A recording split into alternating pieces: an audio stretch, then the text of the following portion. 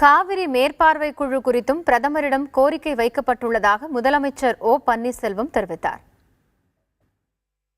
காவிரி நதிநீர் ஆணையத்தினையும் காவிரி நீர் முறைப்படுத்தும் குழுவையும் உடனடியாக அமைக்க வேண்டும் என்று மாண்புமிகு அம்மா அவர்கள் தொடர்ந்து வலியுறுத்தி வந்தார்கள்.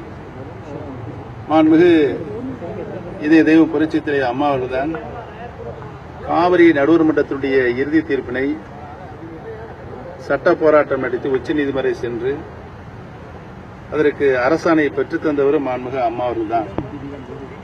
அந்த அடிப்படையில் மீண்டும் காவிரி நதிநீர் ஆணையம் உருவாக்கப்பட வேண்டும் என்றும் காவிரி நதிநீர் முறைப்படுத்தும் குழு உருவாக்கப்பட வேண்டும் என்று கோரிக்கை வைக்கப்பட்டிருக்கிறது. தமிழக முதல்வராக இருந்த செல்வி ஜெயலலிதா வழங்கிய அனைத்து கோரிக்கைகளும் அச்சு பிசங்காமல் இந்த முறையும் தமிழக முதல்வராக பொறுப்பேற்றிருக்கக்கூடிய ஓ பன்னீர்செல்வத்தின் சார்பாகவும் வைக்கப்பட்டிருக்கின்றது. அதே கோரிக்கைகள் தான். ஆனால் மத்திய அரசு தொடர்ந்து மௌனம் சாதிக்குமா அல்லது தமிழக நலன் சார்ந்த விஷயங்களில் கவனம் செலுத்துமா என்பதனை நாம் பொறுத்திருந்தே தெரிந்து கொள்ள வேண்டும். முல்லை பெரியாறு, காவிரி, மேகதாது உள்ளிட்ட நீராதார பிரச்சனைகள் தொடங்கி ஜல்லிக்கட்டு போன்ற கலாச்சார விவகாரங்கள் தொடர்பான அனைத்து பிரச்சனைகளும் தற்பொழுது மத்திய அரசின் கவனத்திற்கு கொண்டு வரப்பட்டிருக்கின்றன.